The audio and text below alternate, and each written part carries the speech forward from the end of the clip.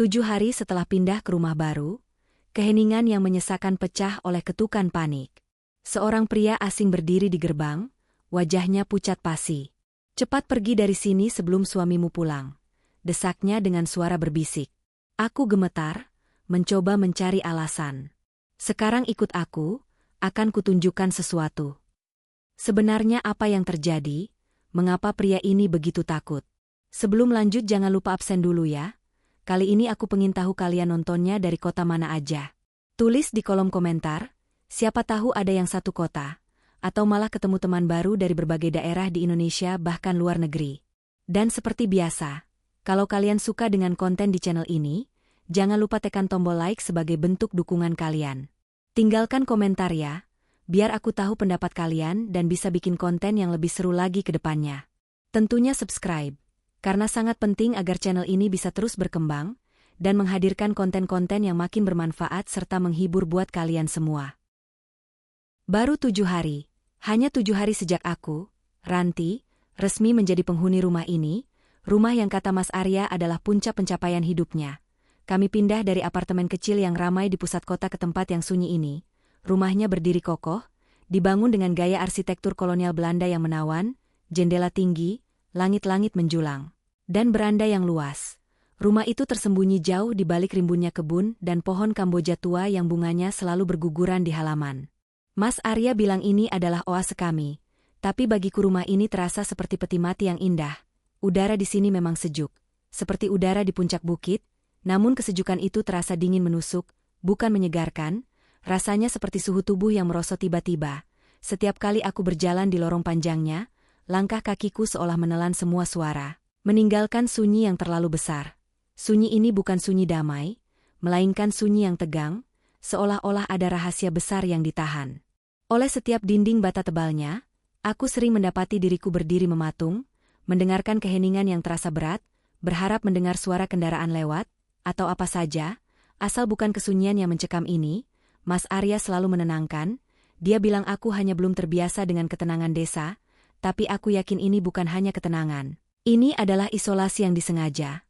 Pagi itu seperti biasa.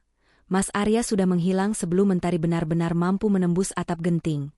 Dia selalu bangun pagi sekali, bergerak tanpa suara, dan meninggalkan rumah sebelum pukul 6. Katanya dia harus mengejar jam lalu lintas, dan ada rapat penting yang harus dia pimpin setiap hari.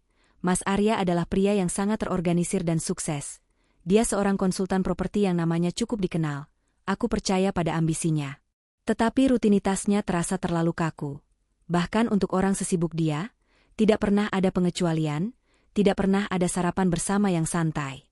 Aku hanya menemukan catatan kecil di meja dapur, isinya selalu sama, "Jangan lupa sarapan dan kunci pintu, aku mencintaimu."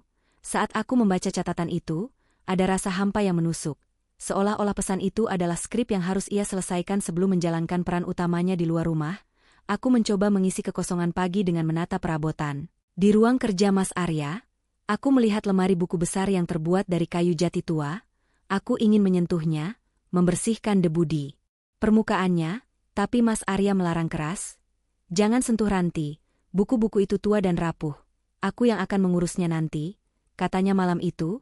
Nadanya bukan sekadar melarang, melainkan perintah tegas yang tak terbantahkan, dan matanya menunjukkan sedikit kekesalan yang aneh.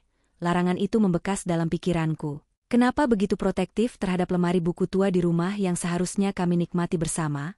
Waktu menunjukkan pukul 10 lewat sedikit, aku baru saja selesai menghabiskan minuman kopiku, dan sedang mengelap kaca jendela ruang tamu yang besar. Kegiatan bersih-bersih ini adalah caraku untuk merasa memiliki rumah yang terlalu asing ini. Tiba-tiba dari balik tirai tipis, aku melihat bayangan motor berhenti di depan pagar kayu tinggi kami.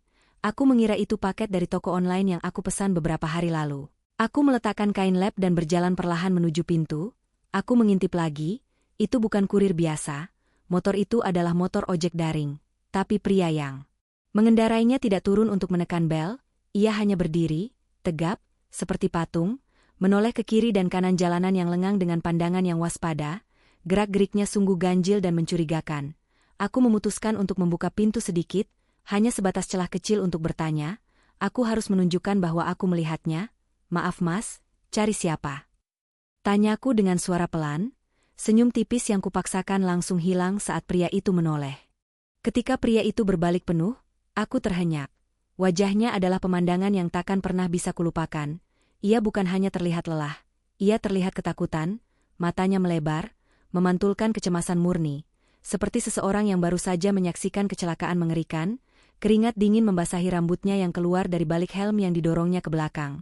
Ia melangkah cepat menuju pagar, hampir menabraknya, lalu suaranya keluar, terdengar seperti bisikan mendesak yang ditahan di tenggorokan.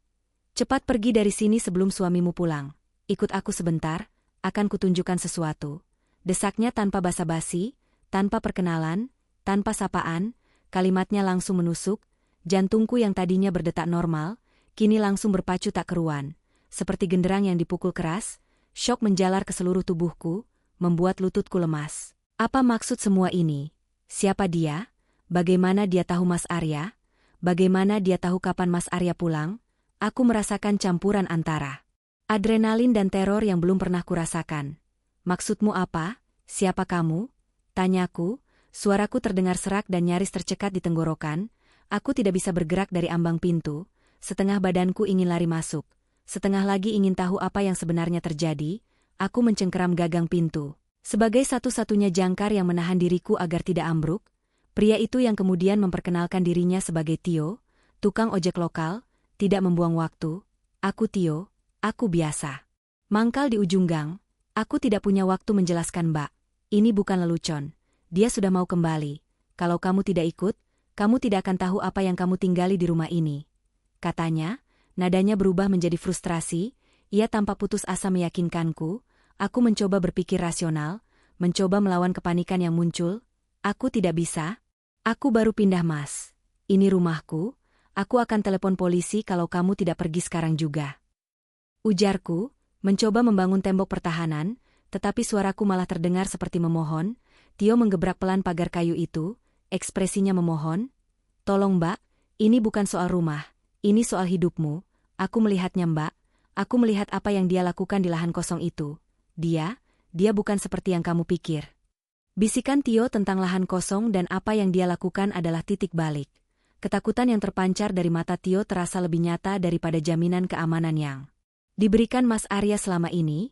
Aku menyadari pergi dengannya adalah tindakan yang gila, melarikan diri dari suami sendiri bersama orang asing, tetapi tetap tinggal rasanya lebih fatal. Dalam hitungan detik yang terasa seperti jam, aku membuat keputusan, aku menutup pintu, mengambil dompet, dan melangkah keluar menuju ketidakpastian yang jauh lebih menakutkan daripada kesunyian rumah itu. Baik, aku ikut, tapi kita kemana? Tanyaku, menyerah pada insting bertahan hidup dan segera naik ke belakang jok motor Tio dengan canggung. Aku tidak sempat berpikir tentang bagaimana penampilanku, yang ada di pikiranku hanyalah menjauh dari rumah itu, dan menjauh sebelum Mas Arya kembali. Tio tidak menjawab, ia hanya mengangguk tegas. Lalu segera memacu motornya dengan kecepatan yang cukup tinggi, membelah jalanan komplek yang sepi dan berliku. Aku harus berpegangan erat pada bahunya agar tidak terlempar. Sepanjang perjalanan singkat itu, suasana terasa mencekam, diwarnai oleh deru motor yang memekakan dan detak jantungku yang menggila. Aku terus menoleh ke belakang, mataku menyapu setiap tikungan, setiap mobil yang lewat, berharap, dan sekaligus takut melihat mobil Mas Arya tiba-tiba muncul di belakang kami. Rasa bersalah karena meninggalkan rumah dan suami bercampur aduk dengan rasa ingin tahu yang dingin dan kaku. Kenapa Mas Arya disebut berbahaya? Apa yang dilakukan Tio di lahan kosong itu? Aku membuka mulut untuk bertanya, tapi Tio mendahului. Jangan bicara sekarang, Mbak. Ini bukan tempat aman. Kita harus cepat. Bisiknya, suaranya nyaris hilang ditiup angin. Itu sudah cukup untuk membuatku kembali bungkam. Aku menundukkan kepala, membiarkan rambutku tertiup angin kencang, berusaha menenangkan napas yang terasa pendek. Sepanjang jalan aku memikirkan kembali setiap interaksiku dengan Mas Arya, mencari-cari celah, mencari-cari petunjuk yang mungkin aku lewatkan. Senyumnya, tatapannya, bahkan cara dia memegang tanganku, apakah semuanya adalah kepalsuan yang sangat sempurna? Kami melaju sekitar 5 menit, menempuh jarak yang terasa jauh sekali. Sebelum akhirnya Tio mengurangi kecepatan, kami tidak menuju tempat yang ramai atau kantor polisi. Ia membawa kami ke sebuah area yang kulihat mirip seperti lahan kosong yang tak terawat, terletak sekitar 2 kilometer dari rumah kami. Di balik deretan ruko tua yang terbengkalai, Tempat itu dikelilingi oleh pagar kawat yang sudah roboh dan ditutupi oleh semak belukar dan ilalang. Tinggi, Tio mematikan mesin, lalu dengan hati-hati memarkir motornya di balik semak-semak besar. Memastikan kendaraan itu tidak terlihat dari jalan utama, gerak-geriknya sangat profesional. Seperti seorang mata-mata yang sedang menjalankan misi rahasia, ia lalu turun menarik tanganku dengan kuat, dan memintaku berjalan cepat menuju ke tengah-tengah ilalang. Aku merasa ragu. Tempat ini terlihat menyeramkan dan terlalu sepi. Di mana ini? Apa yang harus kulihat di sini? Tanyaku dengan nada berbisik. Tio tidak menjawab. Ia hanya menunjuk ke bawah, ke sebidang tanah yang agak datar. Aku mengikuti arah telunjuknya, dan pemandangan di depanku membuat seluruh darah di tubuhku terasa membeku. Di tanah, di tengah-tengah rumput liar, tergeletak 3 gundukan tanah segar yang baru diuruk. Gundukan itu disamarkan dengan sangat teliti. Ditutupi oleh lapisan daun-daun kering, ranting-ranting kecil, dan beberapa batu. Tapi penyangkalanku tidak bisa menutupi fakta. Bentuknya lonjong dan ukurannya persis seperti liang kubur. Aku melangkah maju mendekati gundukan-gundukan itu, hatiku berteriak. Menolak untuk menerima kenyataan visual yang ada di depan mata, aku mencoba mencari penjelasan lain. Mungkin ini hanya sampah yang ditimbun, atau mungkin sisa penggalian fondasi. Aku mencoba menenangkan diri, tetapi Tio, yang sudah berjongkok di samping gundukan yang paling kecil, mematahkan semua fantasiku. Dengan sepotong ranting, ia mulai menggali sedikit. Permukaan gundukan itu, hanya beberapa sentimeter saja, mengikis lapisan daun dan tanah gembur di atasnya. Saat lapisan itu terkelupas, aku langsung mencium sesuatu, bau yang tidak sedap, campuran antara tanah basah, sesuatu yang busuk, dan bau amis yang samar, bau anyir yang menusuk hidung, tak seperti bau bangkai hewan biasa. Bau itu langsung membangkitkan rasa mual yang kuat di perutku. Apa ini? Kuburan siapa? Kenapa Mas Arya menggali di sini? Tio menghela napas berat, matanya menatap gundukan itu dengan ekspresi sedih yang dalam. Aku melihatnya, Mbak. Sebulan lalu rumahmu masih kosong, tapi mobil Mas Arya sudah sering parkir di sana. Tengah malam, aku lihat dia ke sini. Aku sedang menunggu pelanggan di warung seberang, dan aku lihat jelas. Aku melihat Mas Arya keluar dari mobil bak terbukanya. Dia membawa sesuatu yang terbungkus karung goni tebal. Karung itu besar, Mbak. Dan aku bersumpah, aku melihat karung itu bergerak-gerak sedikit sebelum dia turunkan. Dia menggali di sini sendirian, hanya ditemani senter.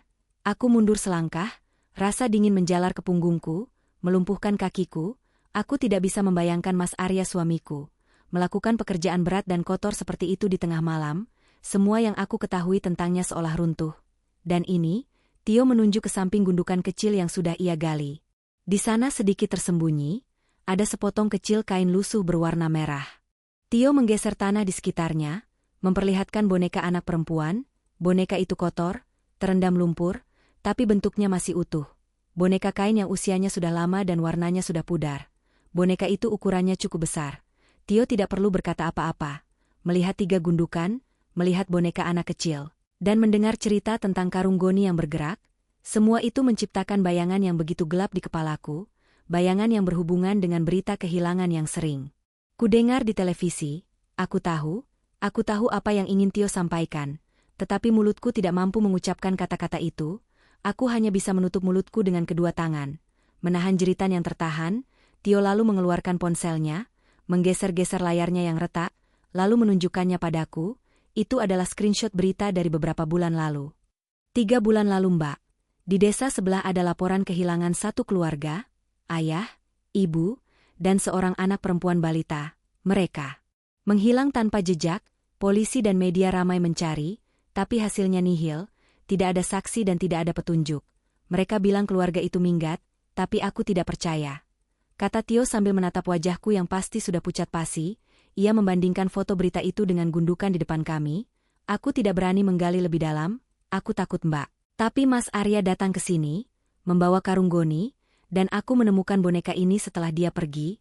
3 gundukan, 1 keluarga, dan semuanya cocok. Air mata mulai menggenang di mataku. Ini bukan lagi soal rumah tangga yang rumit atau perselingkuhan. Ini adalah kejahatan yang terorganisir dan sangat dingin. Mas Arya tidak hanya menyembunyikan masa lalu, dia mengubur masa lalu, rumah indah yang ia beli, yang seharusnya menjadi awal kebahagiaan kami. Ternyata adalah tempat yang ia siapkan untuk menghilangkan jejak, membeli waktu dan lokasi yang sunyi untuk menutupi perbuatan keji. Aku menyadari betapa bodohnya aku karena tidak melihat keganjilan yang begitu jelas selama seminggu ini, getaran dingin di rumah itu, kesunyian yang terlalu mencekam, dan tatapan aneh Mas Arya yang terkadang kosong. Kenyataan ini menghantamku dengan kekuatan yang luar biasa, membuatku merasa seolah-olah semua udara di paru-paruku telah tersedot habis. Pikiranku berputar kencang, berusaha keras menyangkal semua yang kudengar dan kulihat. Ini pasti salah paham, Mas Arya suamiku yang selalu membawakanku bunga mawar merah setiap bulan, yang selalu menyisihkan waktu untuk makan malam romantis, yang kukenal sebagai pria yang baik dan dermawan. Tidak mungkin seorang pembunuh berdarah dingin. Aku mencoba mencari logika. Mungkin dia menemukan gundukan itu dan mencoba menyamarkannya agar tidak menimbulkan masalah sebelum kami pindah. Mungkin boneka itu hanya kebetulan. Tapi setiap kali aku mencoba mencari alasan yang masuk akal, bau anyir dari tanah itu seolah menusuk hidungku, memaksa akal sehatku untuk menyerah pada kebenaran yang mengerikan. Aku menatap Tio. Ia tidak terlihat seperti sedang mengarang cerita. Ia terlihat seperti korban yang membawa beban rahasia terlalu lama. Aku harus memilih, mempercayai pria asing yang ketakutan ini, atau kembali ke rumah dan memeluk monster itu. Kenapa kamu tidak lapor polisi? Pertanyaan ini muncul dari keinginan terakhirku untuk menemukan jalan keluar yang resmi dan aman. Jika Tio melihat ini semua, kenapa dia tidak menggunakan jalur hukum sejak awal? Tio menghela napas panjang. Tatapannya menyeratkan kelelahan dan kekecewaan yang mendalam. Ia menjatuhkan ranting yang tadi digunakannya. Sudah Mbak, 3 minggu lalu, aku ceritakan semuanya, tentang mobilnya yang mondar-mandir malam hari, tentang galian ini, bahkan tentang boneka itu. Aku datang ke kantor polisi sektor sini. Tio berhenti sejenak, menelan ludah, wajahnya memancarkan rasa tidak berdaya yang nyata. Lalu apa yang terjadi? Desakku. Mereka tidak percaya. Mereka hanya melihatku sebagai tukang ojek yang terlalu banyak menghayal. Mungkin kebanyakan nonton sinetron kriminal, begitu kata salah satu polisi. Mereka hanya datang ke sini sebentar, menginjak-injak tanah ini, dan bilang tidak ada apa-apa yang mencurigakan, dan mereka pergi. Mereka tidak mau repot, lahan ini terlalu terpencil, dan mereka bilang, tanpa bukti konkret seperti jasad, mereka tidak bisa menuduh siapapun, apalagi pengusaha sukses seperti Mas Arya. Pernyataan Tio menusukku dalam-dalam. Mas Arya punya pengaruh, uangnya, statusnya, dan citranya yang bersih. Semuanya menjadi perisai yang sempurna, membuat kesaksian seorang tukang ojek seolah tidak berarti. Ketidakberdayaan hukum inilah yang membuatku kini harus berada di sini, di tengah ilalang, menghadapi kebenaran yang kejam. Rasa frustrasiku atas kegagalan sistem hukum mulai tergantikan oleh lapis ketakutan yang lebih dalam. Aku harus tahu segalanya. Lalu, bagaimana kamu tahu semua ini? Berhubungan dengan Mas Arya suamiku? Tio menatapku, matanya kini tampak serius, tidak lagi hanya ketakutan. Ia kembali mengeluarkan ponselnya. Kali ini ia menunjukkan sebuah foto lama, foto selfie yang agak buram, menunjukkan Tio yang tersenyum lebar di samping seorang wanita muda dengan rambut sebahu. Ini indah, katanya, suaranya melembut. Ada nada kehilangan di sana. Indah adalah mantanku. Dia pernah bekerja sebagai asisten rumah tangga di rumah itu. Rumahmu sekarang, sekitar setahun yang lalu, sebelum kamu dan Mas Arya menikah dan pindah. Aku mengerutkan kening. Jadi Mas Arya sudah memiliki rumah itu jauh sebelum kami menikah. Ini bukan rumah yang baru dibeli untuk kami. Itu adalah rumah yang sudah lama dipersiapkan. Sebuah jebakan. Indah yang cerita banyak tentang rumah itu Mbak. Dia bilang rumah itu sudah dibeli Mas Arya lama sekali. Bukan baru-baru ini. Dia bilang rumah itu aneh, selalu sepi, dan Mas Arya sering datang sendirian. Bahkan bermalam di sana, jauh sebelum kalian menikah. Aku mendengarkan setiap kata Tio dengan saksama. Setiap detail terasa seperti kunci yang membuka belenggu kebenaran. Indah cerita, dia sering melihat Mas Arya masuk ke ruang bawah tanah. Ruang itu tersembunyi Mbak, di balik lemari buku tua yang besar di ruang kerja. Lemari yang Mas Arya larang kamu sentuh itu. Suara lonceng peringatan langsung berdering kencang di benakku. Larangan Mas Arya terhadap lemari buku itu, alasannya yang tidak masuk akal tentang kerapuhan, kini mendapatkan makna yang mengerikan. Aku mengingat jelas posisi lemari itu, ukurannya yang besar dan menutupi hampir seluruh dinding. Aku tidak pernah menduga ada pintu di baliknya. Indah bilang, di ruang bawah tanah itu gelap, lembab, dan selalu tercium bau bahan kimia yang tajam, dan di salah satu sudut ruangan itu, ada kotak besi besar, selalu terkunci. Mas Arya tidak pernah membiarkan siapapun mendekat ke area ruang kerjanya.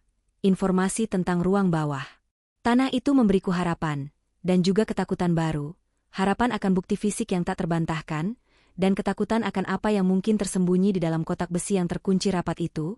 Ini bukan hanya tentang gundukan tanah di sini, ini tentang operasi kejahatan yang berlangsung di rumahku sendiri. Lalu, Indah di mana sekarang? Tanyaku. Pertanyaan itu muncul dengan rasa cemas yang menusuk. Tio menarik napas dalam-dalam, ekspresinya berubah menjadi sangat gelap, dipenuhi rasa duka dan penyesalan. Itu yang membuatku yakin, Mbak.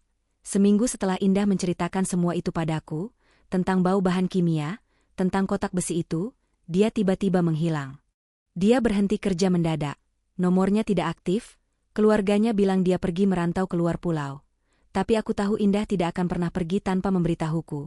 Kami punya rencana untuk menikah. Indah pernah cerita, dia tidak sengaja mendengar Mas Arya bicara sendiri di telepon, membicarakan tentang properti yang harus dihilangkan agar dia bisa punya rumah yang bersih untuk memulai hidup baru bersamamu. Dia menyebut Indah saksi mata yang harus diurus. Indah juga bilang sering tercium bau kaporit yang sangat kuat di rumah, terutama di ruang bawah tanah. Bau itu, Mbak, bukan untuk membersihkan lantai keramik, itu bau untuk menghilangkan.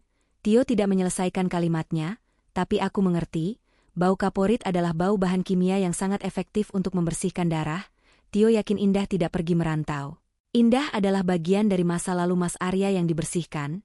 Aku kini tahu aku tidak hanya menikah dengan seorang pembunuh, aku tinggal di rumah yang merupakan tempat kejadian perkara. Dan aku adalah pengganti untuk korban yang hilang, yang hidup dalam bayang-bayang kejahatan suamiku. Aku mundur 2 langkah dari gundukan tanah itu, seolah tanah yang kuinjaki kini adalah tempat terkutuk. Aku terduduk di atas ilalang yang kasar, tidak peduli dengan rasa gatal atau kotor. Pikiranku tidak lagi dipenuhi oleh penyangkalan, tetapi oleh kesadaran yang dingin dan jelas.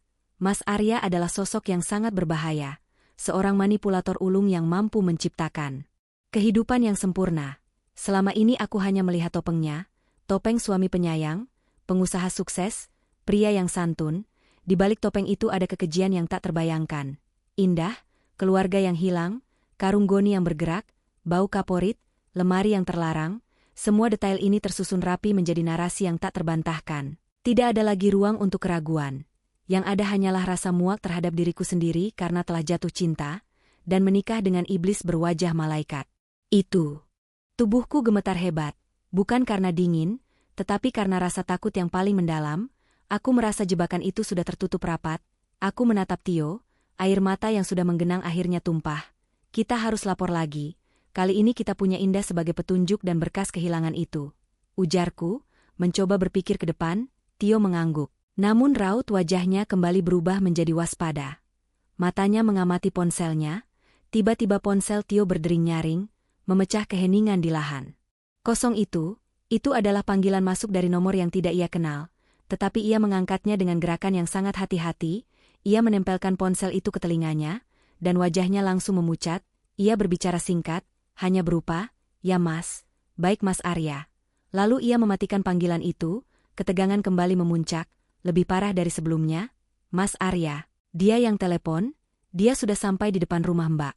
Dia tidak menemukanmu di sana, dia meneleponku, bertanya kenapa aku tidak menjemput paketnya dan kenapa aku mematikan pelacak motor. Dia menyuruhku kembali cepat karena ada masalah teknis."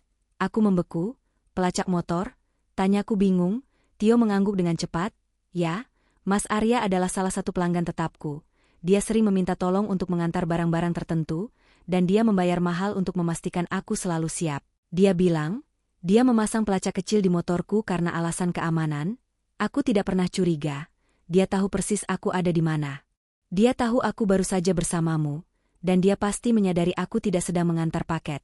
Fakta bahwa Mas Arya memasang pelacak pada Tio, seorang tukang ojek yang bekerja untuknya, menunjukkan betapa terorganisirnya kejahatan ini. Mas Arya selalu memastikan dia memiliki pengawasan terhadap lingkungan sekitarnya, terhadap orang-orang yang mungkin melihat aktivitasnya. Aku kini yakin, Mas Arya meneleponku berkali-kali bukan karena khawatir, tetapi karena ia sedang menguji keberadaanku. Ketidakhadiran dan ketidakresponsifan sudah cukup untuk memicu kecurigaannya. Waktu kami habis. Setiap detik yang kami buang di lahan kosong ini, membawa Mas Arya semakin dekat pada kebenaran bahwa aku sudah tahu. Aku tidak bisa kembali ke rumah hanya untuk ditanyai, disudutkan, dan mungkin dihilangkan seperti Indah. Ketakutan yang kurasakan tiba-tiba bermetamorfosis menjadi amarah yang dingin dan terkontrol. Aku tidak akan menjadi korban berikutnya. Aku bangkit dari dudukku, dan menatap Tio dengan mata yang kini dipenuhi tekad. Kita kembali sekarang. Tio menatapku, matanya membesar. Mbak gila, mau apa? Dia sudah tahu kamu pergi. Kalau kita kembali dia akan... Tio tidak menyelesaikan kalimatnya, tetapi aku mengerti, dia akan menyerang. Aku tidak akan lari tanpa bukti Tio. Kalau kita lapor sekarang, dengan hanya cerita ini, polisi mungkin akan bertindak lambat, sama seperti saat kamu melapor dulu.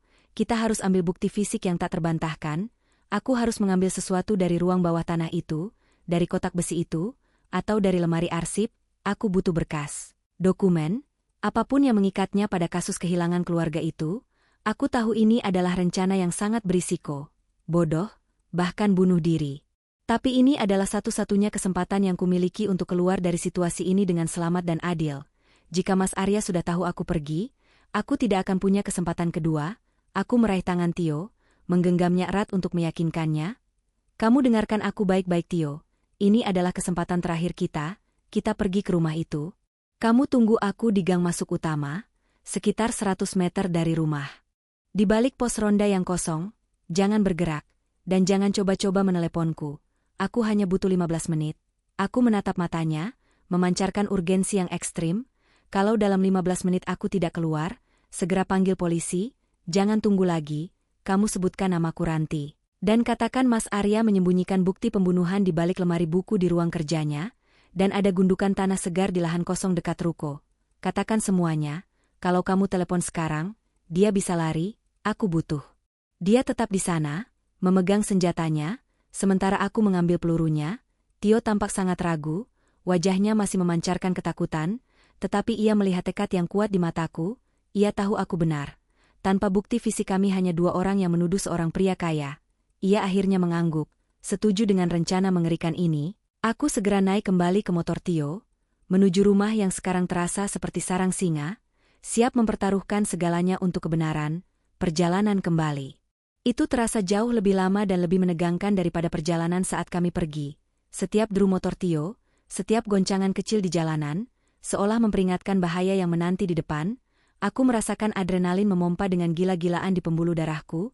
Aku memaksakan diriku untuk tenang, menyusun skenario dalam kepala. Aku harus bertindak seolah-olah tidak terjadi apa-apa.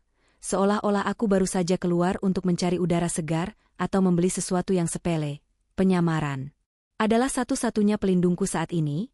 Aku berulang kali menarik napas dalam-dalam, mencoba mengendalikan tremor di tanganku dan detak jantungku yang sangat cepat. Kami tiba di pintu masuk kompleks perumahan. Tio menjalankan instruksiku dengan patuh, membelokkan motornya dan berhenti tepat di balik pos ronda tua yang sudah lama ditinggalkan. Tempat itu cukup tersembunyi oleh semak-semak, memberikannya pandangan yang jelas ke jalan utama, namun tersembunyi dari pandangan langsung rumah kami. Aku turun dari motor Tio. Ingat, 15 menit, bisikku kepada Tio. Tio hanya mengangguk. Matanya menunjukkan percampuran antara kekaguman dan ketakutan atas keberanianku yang sembrono. Aku mulai berjalan. Melangkah perlahan menuju gerbang tinggi rumahku. Setiap langkah yang kuambil terasa seperti berjalan di atas pecahan kaca. Ketika aku mendekat, aku melihatnya. Pintu gerbang kayu tinggi itu, yang biasanya tertutup rapat, kini sedikit terbuka, dan yang paling mengerikan, pintu depan rumah pun juga terbuka sedikit.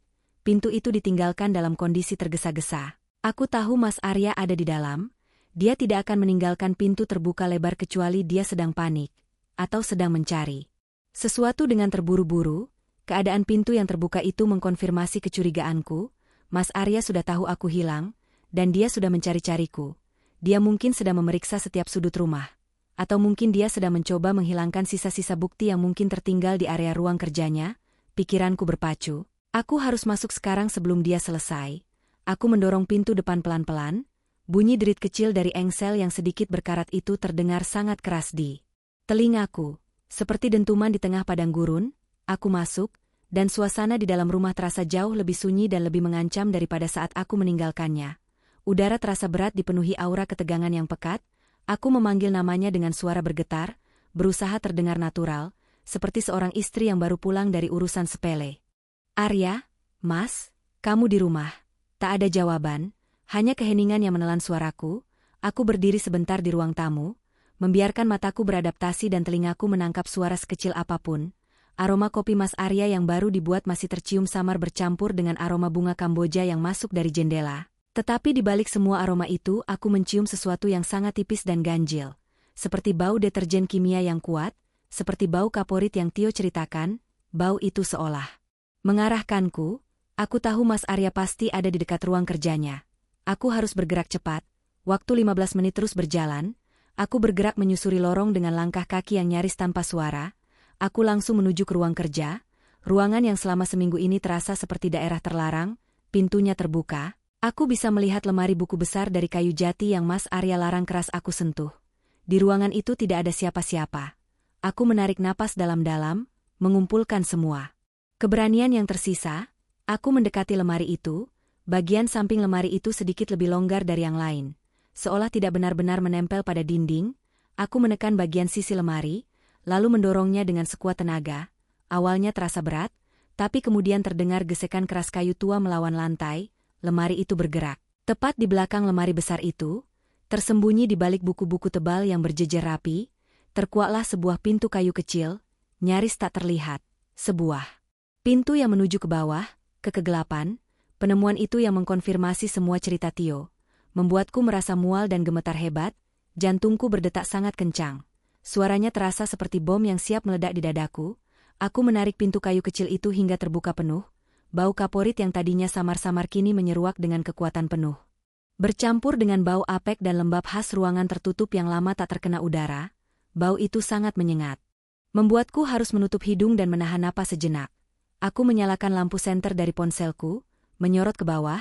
Di sana ada tangga kayu curam yang menuju ke ruangan kecil dan gelap di bawah. Aku bisa melihat sekilas ruangan itu.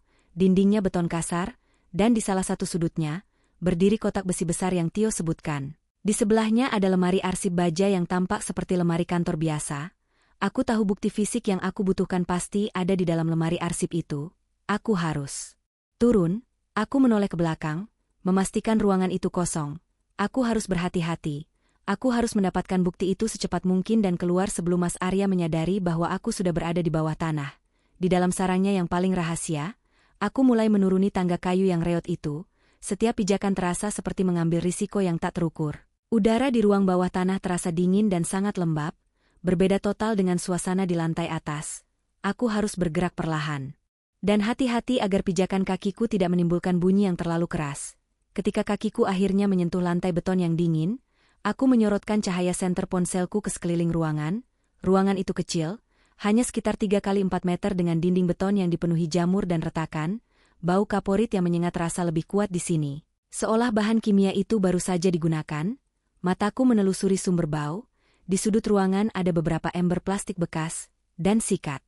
Lantai yang tampak baru diletakkan di dekat saluran air yang berkarat. Disitulah Mas Arya membersihkan jejak-jejaknya. Aku memaksakan diriku untuk tidak memikirkan gambaran mengerikan itu dan segera fokus pada misi utamaku. Senterku terarah pada objek utama yang disebut Tio, kotak besi besar dan lemari arsip baja. Kotak besi itu tampak kokoh dan berat. Diletakkan menempel pada dinding, bentuknya mengingatkanku pada peti uang atau brankas.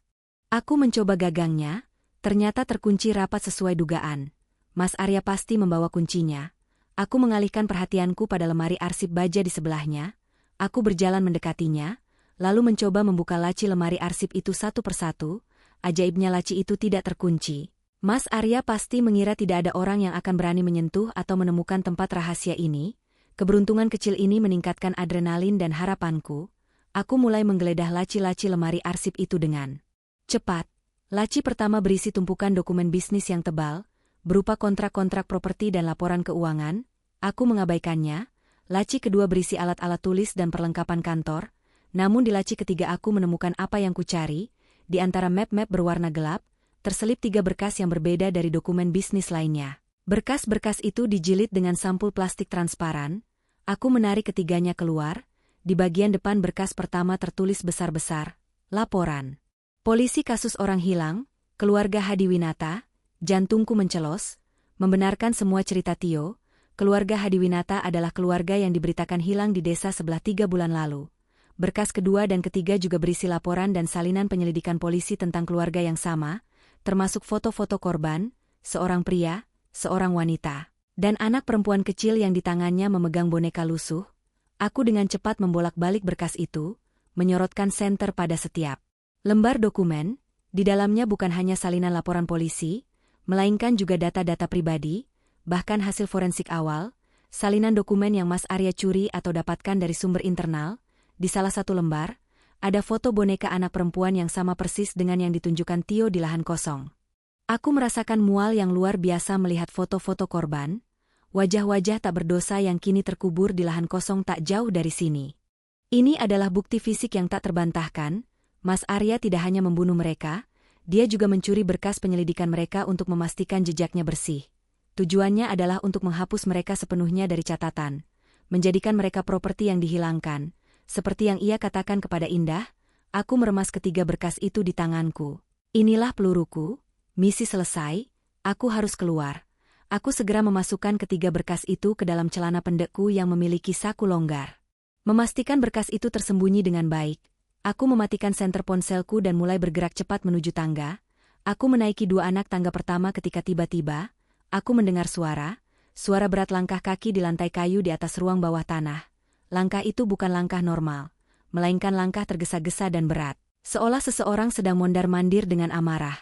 Mas Arya, dia pasti sudah selesai mencari di lantai atas, dan kini kembali ke ruang kerjanya. Jantungku berdetak semakin kencang. Kali ini bukan hanya karena takut, tetapi juga karena adrenalin yang melonjak. Aku terdiam di tengah tangga, membeku. Aku bisa mendengar suara Mas Arya berbicara, ia sedang menelepon, dan suaranya dingin namun dipenuhi frustrasi. Aku tidak bisa mendengar dengan jelas apa yang ia katakan, tetapi nadanya mengancam. Aku tahu dia sedang marah besar karena aku menghilang. Aku terdiam di tengah tangga, membeku, mendengar suara Mas Arya berbicara di telepon, nadanya dingin. Dan mengancam, aku harus segera keluar. Tetapi rasanya kakiku terpaku, aku tidak bisa mendengar kata-katanya. Tetapi getaran amarah dalam suaranya cukup untuk membuatku menggigil. Tiba-tiba suara telepon terputus dan hening.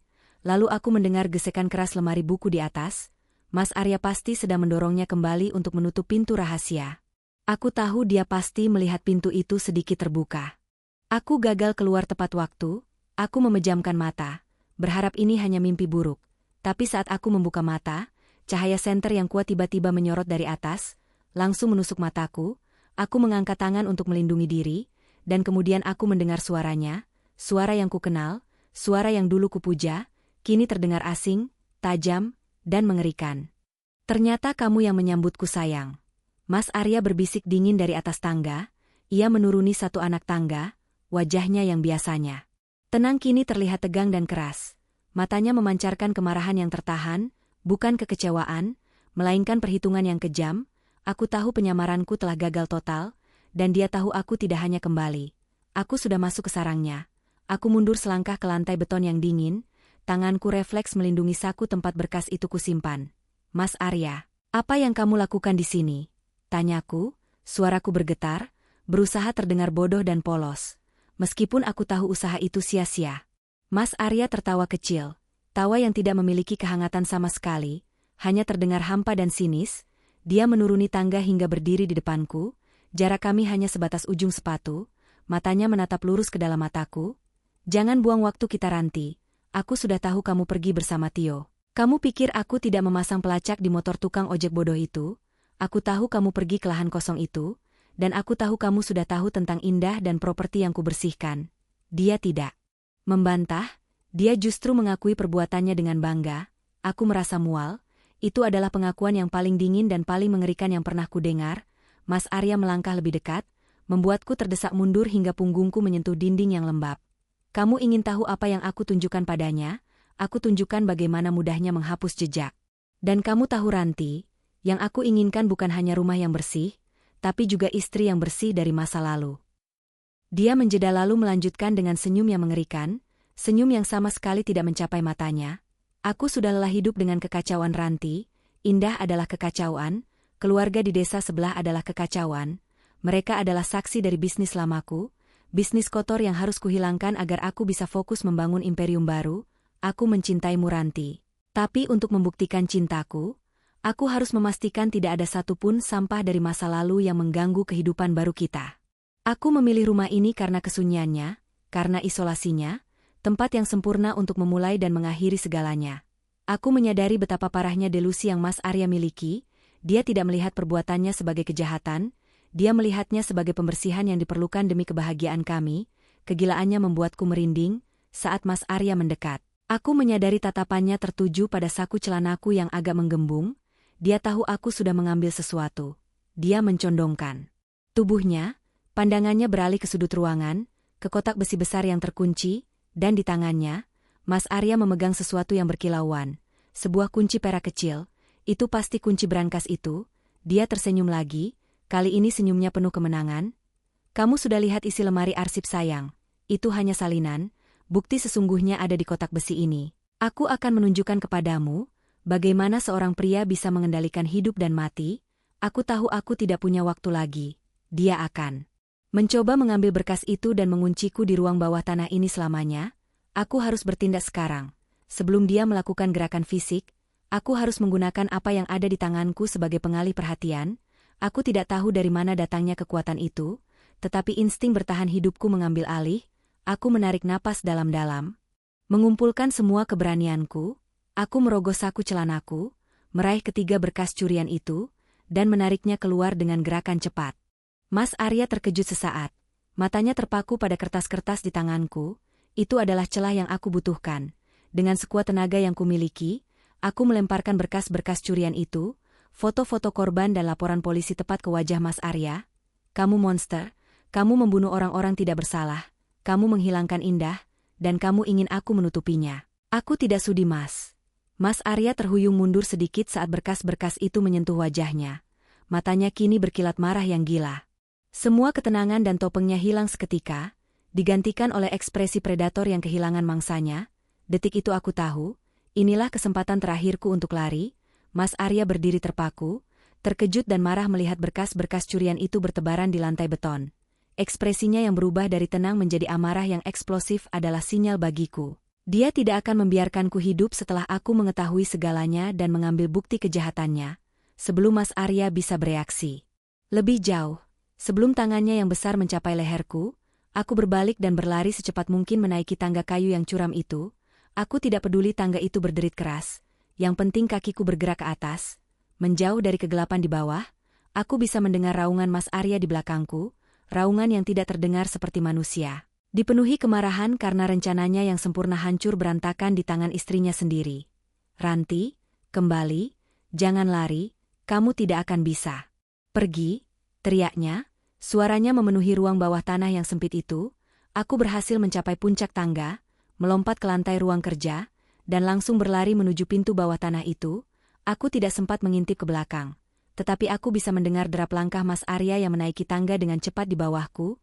Dia jauh lebih kuat dan lebih cepat. Aku harus mengunci pintu itu. Aku mengulurkan tangan, meraih gagang pintu kayu kecil itu dan menariknya ke atas untuk menutup lubang di lantai. Namun sebelum pintu itu tertutup rapat, tangan Mas Arya muncul dari lubang itu, mencengkeram tepi pintu, berusaha menahannya agar tetap terbuka. Aku berteriak kaget, tetapi aku tidak menyerah. Dengan semua kekuatan yang tersisa, aku menggunakan kedua tanganku untuk mendorong pintu itu ke bawah, berjuang melawan cengkeraman Mas Arya yang kuat. Tangan Mas Arya terlihat jelas di mataku, jari-jarinya yang besar menekan tepi kayu. Aku bisa merasakan nafasnya yang penuh amarah di bawah sana. Pergelangan tangan Mas Arya terlalu kuat. Aku tidak bisa mengalahkannya. Aku harus menemukan cara lain. Mataku menyapu ruang kerja dengan panik. Aku melihat sebuah bangku kayu berat yang biasa digunakan Mas Arya untuk meletakkan tas kerjanya. Dengan satu dorongan putus asa, aku menarik bangku itu. Tubuhku gemetar karena tenaga yang kukeluarkan. Aku menggeser bangku itu dan mendorongnya hingga jatuh tepat di atas pintu kayu kecil yang masih ditahan oleh tangan Mas Arya. Suara benturan itu sangat keras, diikuti oleh suara erangan kesakitan yang dalam dari Mas Arya. Cengkeramannya pada pintu segera melemah, dan aku dengan cepat menutup pintu itu dengan paksa. Aku tidak punya waktu untuk menggeser lemari buku kembali. Aku hanya menumpuk beberapa tumpukan buku tebal di atas bangku, sebagai pengganjal sementara, berharap itu memberiku beberapa detik yang berharga. Aku tahu pengganjal itu tidak akan bertahan lama. Mas Arya akan segera keluar. Tanpa menoleh lagi aku berbalik dan berlari keluar dari ruang kerja. Aku berlari menyusuri lorong rumah yang panjang dan sunyi itu dengan kecepatan penuh. Aku bisa mendengar suara benturan keras dari dalam ruang kerja. Mas Arya pasti sudah mulai mendobrak pintu bawah tanah. Jantungku berdetak sangat kencang. mengisi telingaku dengan suara desingan yang nyaring. Aku berhasil mencapai pintu depan yang Mas Arya tinggalkan sedikit terbuka. Aku tidak berhenti untuk mengambil apapun, hanya dompet dan kunci yang kubawa tadi. Aku melompat melewati ambang pintu dan berlari menyeberangi halaman. Aku tidak melihat ke belakang, hanya fokus pada satu tujuan, gang masuk utama tempat Tio menunggu. Aku berlari menuju gerbang lalu ke jalan. Tapi saat aku sampai di gang masuk utama, tempat pos ronda itu berada, aku melihat motor Tio sudah bergerak. Tio sudah memacu. Motornya tidak lagi menunggu di balik pos ronda. Aku merasakan kepanikan yang luar biasa. Tio meninggalkanku. Waktu 15 menitku pasti sudah habis. Dan Tio memutuskan untuk menjalankan rencana daruratnya, yaitu menelepon polisi, atau lebih buruk lagi dia meninggalkanku karena ketakutan. Aku mulai berteriak, "Tio, Tio." Saat itulah aku melihat Tio menoleh ke belakang. Wajahnya dipenuhi kelegaan dan ketakutan yang bercampur. Dia tidak meninggalkanku, dia baru saja mulai bergerak untuk menjalankan rencana cadangan, tapi dia belum jauh. Dia segera memutar balik motornya, mendekat ke arahku. Aku berlari ke arahnya, merasakan ada sesuatu yang dingin dan berat kini berada di belakangku. Saat aku naik ke jok motor Tio, aku menoleh ke belakang dan melihat Mas Arya. Dia berdiri di ambang pintu depan rumah, di antara pilar-pilar besar, dan menatap kami. Ekspresinya kini bukan lagi amarah yang gila, melainkan tatapan kosong, dingin, yang dipenuhi dendam yang mengancam. Aku tahu aku tidak akan pernah aman selama dia masih bebas. Tio segera memacu motornya secepat mungkin, menjauh dari monster itu dan rumah berhantu yang hampir menjadi makamku. Aku memeluknya erat-erat, bukan karena romansa, tetapi karena ketakutan murni dan kebutuhan untuk menambatkan diri pada sesuatu yang nyata. Kami melaju tanpa tujuan, hanya menjauh dari pandangan Mas Arya. Saat kami sudah cukup jauh, Tio menghentikan motornya di tempat yang lebih ramai.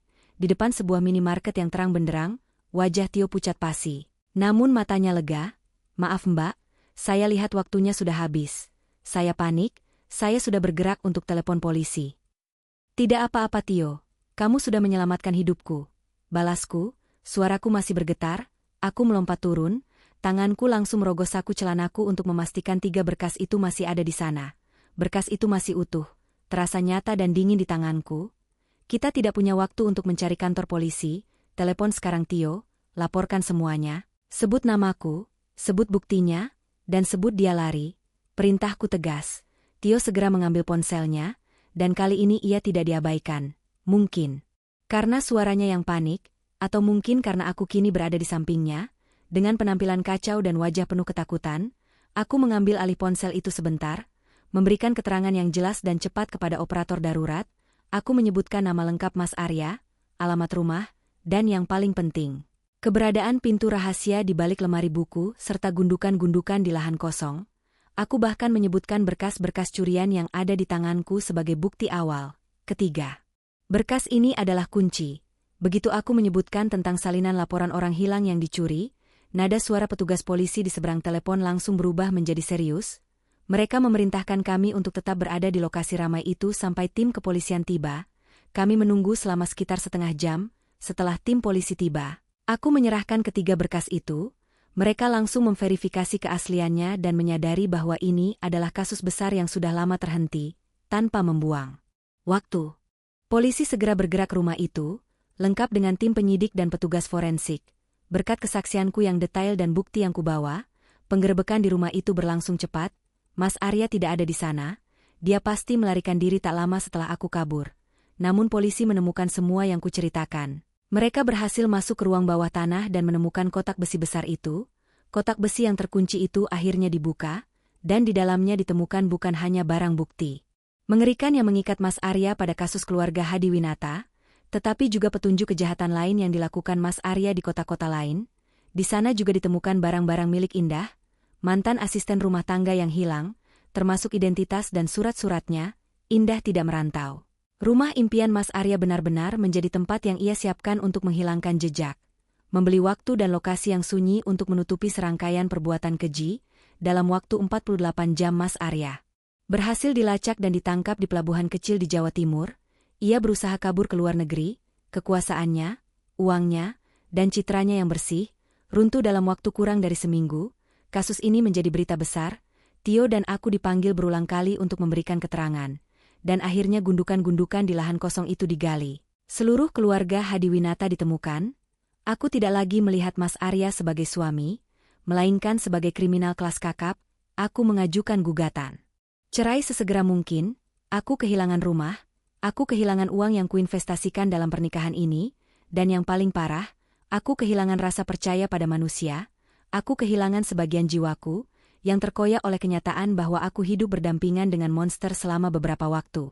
Rasa bersalah karena tidak melihat kebenaran lebih cepat terus menghantuiku. Tetapi aku tahu, keputusanku untuk melarikan diri bersama Tio adalah hal terberani dan paling tepat yang pernah kulakukan. Mas Arya dijatuhi hukuman seumur hidup atas kejahatannya. Aku tidak pernah kembali ke rumah itu. Rumah kolonial yang indah itu kini berdiri kosong, menjadi monumen bisu bagi kejahatan yang tersembunyi. Aku tidak lagi melihat boneka anak kecil itu, tidak lagi mencium bau kaporit yang menyengat. Tetapi kisah ini akan selalu menjadi pengingat pahit, bahwa di balik wajah yang paling mencintai, di balik kehidupan yang paling teratur, terkadang tersembunyi kegelapan yang paling pekat dan kejahatan yang paling dingin, dan bahwa insting, meskipun datang dari orang asing yang ketakutan seperti Tio, seringkali jauh lebih jujur daripada janji pernikahan yang manis. Aku memulai hidup baru, seorang diri, membawa pelajaran bahwa rasa aman sejati tidak terletak pada dinding rumah yang kokoh, tetapi pada kejujuran dan keberanian untuk menghadapi kebenaran, seburuk apapun itu. Pelajaran hidup dari kisah ini berpusat pada dampak destruktif dari isolasi emosional, dan pentingnya validasi kebenaran dari sumber yang diremehkan. Hikmah utama yang ditarik adalah bahwa kesuksesan material dan citra publik yang sempurna dapat menjadi selubung paling efektif untuk menyembunyikan kekejian yang paling brutal. Aku terjebak bukan hanya karena cinta, tetapi karena ia memilih untuk mengabaikan sinyal bahaya yang berasal dari lingkungan yang terisolasi, rumah yang sunyi itu, yang diciptakan Mas Arya untuk mengendalikan narasi sepenuhnya. Kita diajarkan bahwa ketika berada dalam lingkaran kendali yang ketat, sumber kebenaran yang paling jujur seringkali datang dari pinggiran, dari orang-orang seperti Tio yang status sosialnya diremehkan, namun menyaksikan kebenaran tanpa disadari. Pelajaran ini menekankan pentingnya mendengarkan suara yang terpinggirkan, dan tidak pernah menganggap remeh intuisi yang muncul dari keganjilan, kegagalan sistem hukum untuk mempercayai. Kesaksian Tio pada awalnya adalah cerminan dari bagaimana kekuasaan dapat membungkam kebenaran. Akhirnya kisah ini adalah pengingat keras, bahwa harga untuk mempertahankan ilusi kebahagiaan, yaitu penolakan terhadap kebenaran yang tidak nyaman, dapat berakhir dengan hilangnya nyawa dan hilangnya seluruh identitas diri.